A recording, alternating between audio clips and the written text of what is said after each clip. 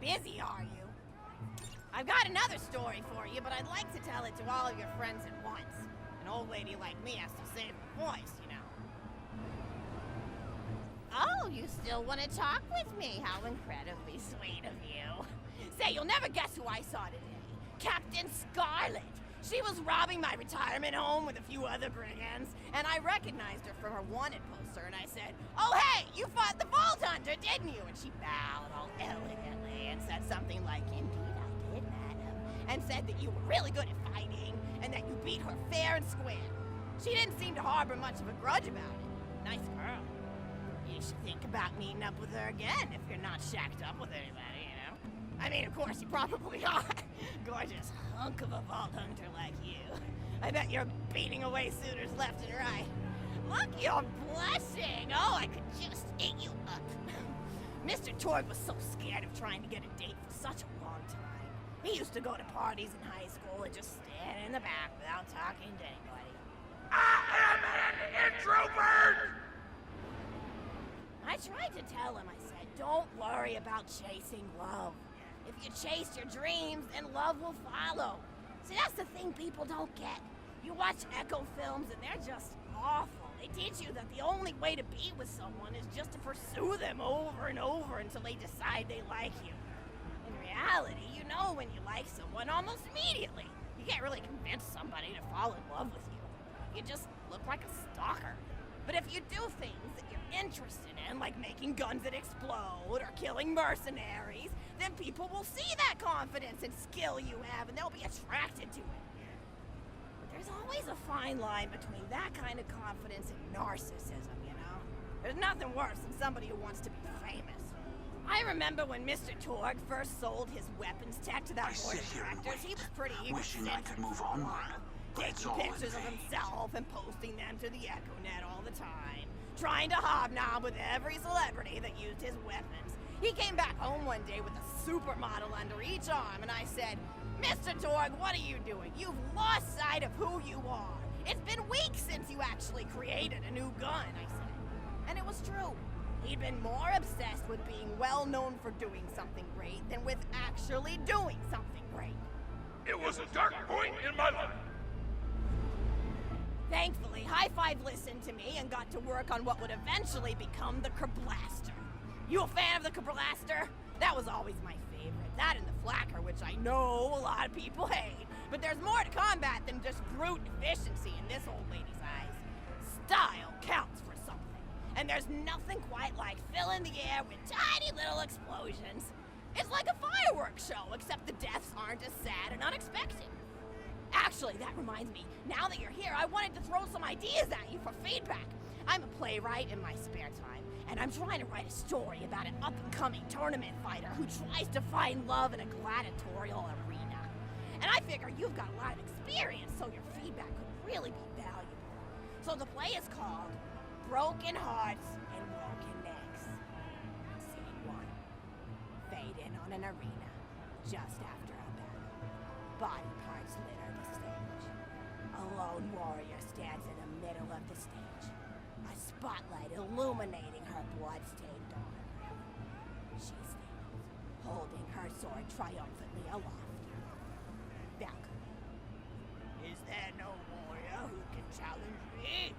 Must I be destined to spend my life as the strongest, the bravest, the most invincible warrior this galaxy has seen? For I am Valkyrie, scourge of the gladiatorial games! Excellent Valkyrie, as she shakes her head in despair. From stage left, enter Hilda, a janitor with a heavy heart and an even heavier conscience. He begins sweeping the body parts into a bin, which is colored green, and remember that because that's a colorful color, until melancholy overtakes him. He drops his bush broom to the floor and falls to his knees before delivering a heart-wrenching soliloquy. The blood cannot be washed away. Not before and not now. Even as I attempt to escape the past, which haunts me still. Must I live forever as a fraud, sweeping up the trash of others to hide my shame and avoid my pursuers? Must I forever remain on the periphery of joyful combat, ever watchful but never participating. The clatter of a Valkyrie re-enters the stage right. Valkyrie. Good morrow, lowly janitor. I heard a noise and thought it worth investigating. Oh, great Valkyrie, 'twas nothing but the wails of those souls you released from their bodies tonight. Souls that wail in agony as they fly upward to Valhalla. Fools! What have they to wail about? Their agonies are over, ended at the point of my sword. Mine, however, have only yet begun. For it is lonely at the top, and an unchallenged life is a boring one. No doubt, Miss Iron. If only I were able to tell her my true identity, I would give her a fight she will not soon forget. Back to Valhalla. Yes, ma'am, boredom is the true tragedy. May you one day find challenge in combat. Stupid, Nodon picks up a giant two-armed bastard. What is going on? Why have my limbs stopped moving? What is this? As my heart just died. Stage left. Valkyrie. What strength this janitor possessed? Who is he to pick up a bastard sword with two fingers? What hidden power does he hold? What secrets does he keep? I will endeavor to uncover his past in the hopes that our swords may cross in battle. Exeunt. End of scene. Scene 2. The interior of the governor's house. The table is set with myriad teas and biscuits. Oh, I'm so sorry. I didn't even ask you for the feedback on the first scene. Did you like it? Oh, wonderful. I'll continue then. Scene 2. The governess enters from stage left. Governess, I refuse to respond to these absurd accusations. Her husband looks at her quizzically. Governor, and what accusations may those be? Governess. Actually, you know what? I don't think I'm ready to get feedback on the play yet. But what about you? What are you up to? Tell Grandma Flexington all about it. I bet you've had some amazing adventures. Mr. Torg told me about the time you all played bunkers and badasses together. He said it was one of the most fun and welcoming experiences of his life. Grandpa! You're embarrassing me! Sorry, sweetie, but really, you and the Vault Hunters are his first real pals. It wasn't easy for Mr. Torg to make friends at school when he had facial hair at age 8, pecs at 8.5, and dead parents by age 9. People found him intimidating, but I told him that he should be thankful for the fact that he looks different. Anyone who wouldn't be friends with you based on appearance wouldn't be a very good friend anyway. But he really does like hanging out with all of you. Most people these days want Torg to pose for pictures or blow something up by flexing at it. It's not often he gets to sit down and play games with people. Oh, speaking of games, did you play Going Back to the House yet? It's a new echo simulation about exploring a log cabin you lived in when you were a kid. There's no violence or anything. You just walk around looking at cereal boxes and remembering people you made out with. I really like where echo sims have gone in the past few years, don't you? There seem to be a lot more of them with interesting things to do beyond shooting people, and the writing has gotten so tight and concise. For instance, did you ever play The Samurai's Marker? The whole game's story was delivered through haiku. Did Zero write it or something? No, I'm just joshing. I know you're too busy for that.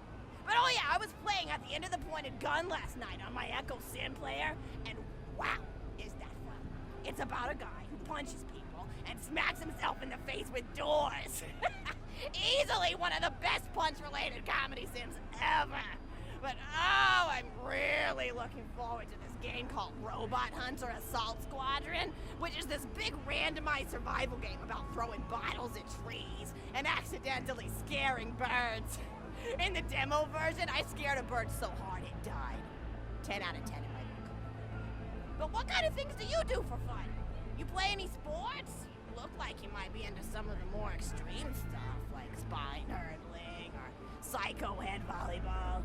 I knew an athlete a lot like you when I was younger. Her name was Nijo, and she was especially gifted at the giblet toss. That's an old pastime we had back when I was younger. Idea was you punch a convict, and then see how far you could make their viscera fly across a big field. You got points based on distance and the size of the viscera.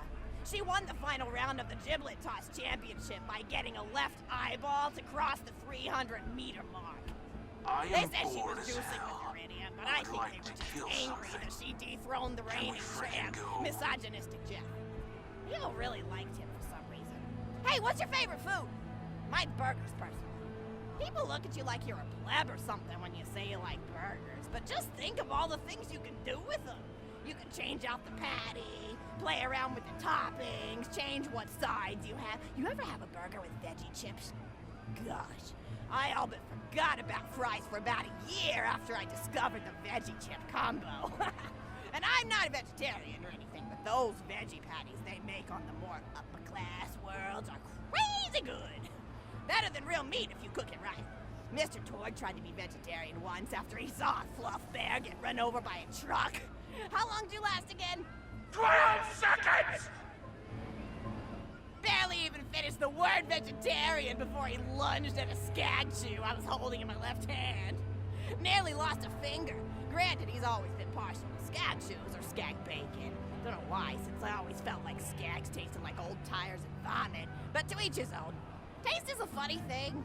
People say your taste buds get more refined as time goes on, but they actually get worse and worse. So when Mr. Torg used to refuse vegetables as a kid, it's because he was actually tasting how awful they were. When we old folks eat vegetables, we're only okay with it because we can't taste all the gross vitamins and stuff. Granted, vitamins are what have kept me going for as long as I've been going. You get enough B12 in your system and you can headbutt a freight train without so much as a bruise. That reminds me, I need to get my pills ready for the rest of the week. I have one of those little metal containers split into different sections for each day. It's really helpful. And the sides are sharp enough that I can use it to ward off burglars if I need to. What else do I have to do this week? Probably head to the bazaar, pick up some frozen spider and flesh. I sit here and wait, Gotta bring wishing my I coat, could move though, 'cause onward, it gets kind of but it's chilly all in in the freezer vain. section. What else do I need? Oh, I need Schwartzman's candy drops. Gosh, those are delicious. They're so smooth and sweet. Just thinking about them, I could go for one right now, couldn't you? Do you think you could go find me one?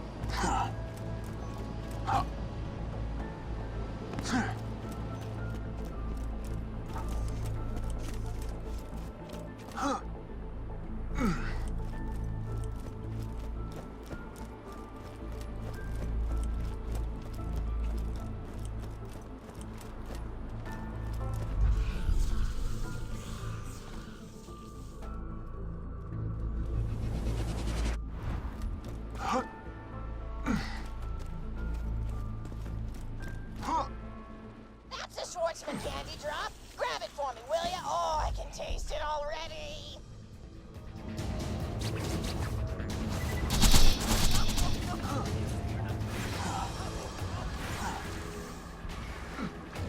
I vanished.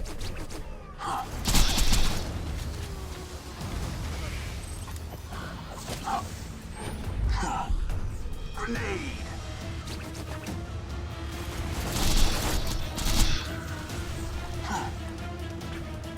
Oh, wonderful. Bring it back here and I'll finish my story. Ghosting.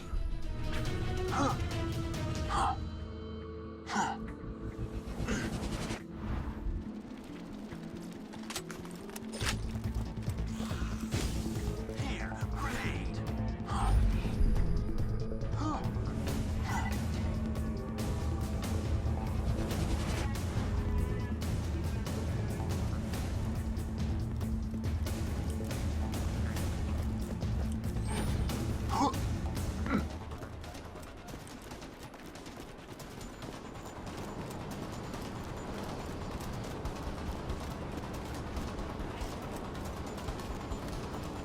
I disappear.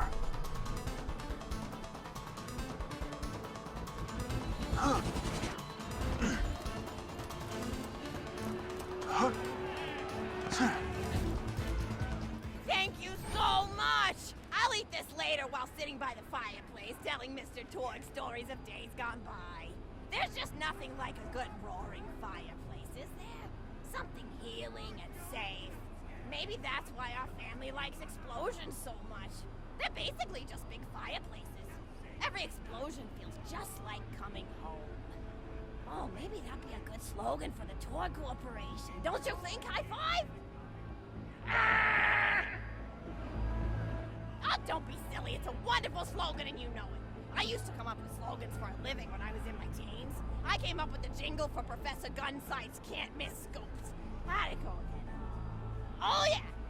If you try to shoot but you miss a lot, then give Professor Gunsight Scopes a shot. Ha! And then they played a gunshot sound effect and someone going, ah! It was cute. But gosh, I've been talking for a while now, haven't I? Thanks for bringing your friends to listen to an old woman ramble for a while. I can't tell you how great it is to have somebody new to talk to, especially a vault hunter. Oh, and one more thing. No, actually, that could probably be just something about vaults and the end of the universe. Anyway, here. I always spoil my friends, just like I spoiled my grandson. Nice. Enjoy it!